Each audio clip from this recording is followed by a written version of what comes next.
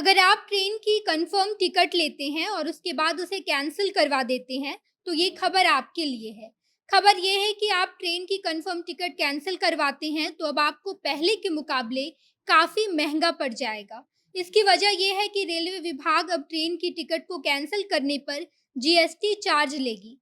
जी हाँ, पहले जब आप टिकट बुक करके कैंसिल कर देते थे, तो उस वक़्त केवल कैंसिलेशन चार्ज लगता था, लेकिन अब रेलवे विभाग कैंसिलेशन चार्ज के साथ-साथ जीएसटी चार्ज भी जोड़कर लेगी। ऐसे में सवाल ये उठता है कि किन टिकटों पर कितना जीएसटी चार्ज लगेगा और अगर हम अपना कंफर्म टिकट कैंसिल कर देते हैं, तो रेल विभाग कितना प्रतिशत जीएसटी चार्ज नहीं लौटाएगी। हम आपको सारी बातें विस्तार से बताएँगे। उससे पहले नमस्कार, मैं नेहा चौधरी, कैमरा पर्सन विशाल के साथ और आप देख रहे हैं जनता जंक्शन।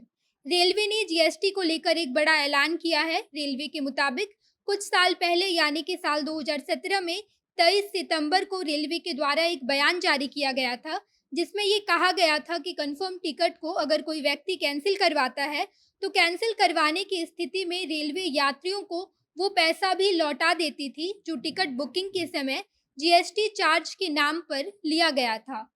कैंसिल करवाने की स्थिति में रेलवे विभाग कुछ कैंसिलेशन चार्ज लेती थी, जो रेलवे की रिफंड नियमों के तहत वाजिब तौर पर लागू होता था। लेकिन अब रेलवे ने उस नियम को बदलकर एक नया नियम लाया है, जिसके मुताबिक यात्रियों को कंफर्म टिकट कैंसिल करवाने के समय कैंसिलेशन चार्ज के साथ-साथ जीएसटी चार्ज भी नहीं लौटाया जाएगा।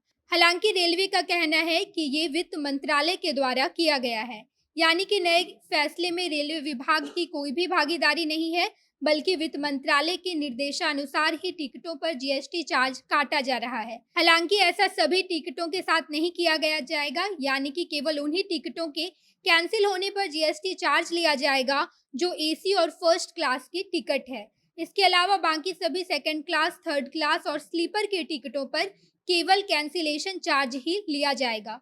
रेलवे के कैंसिलेशन नियम के तहत मौजूदा समय में जो कैंसिलेशन चार्ज ली जाती है, वो टिकट के प्रकार और कैंसिल करने की समय अवधि के आधार पर की जाती है।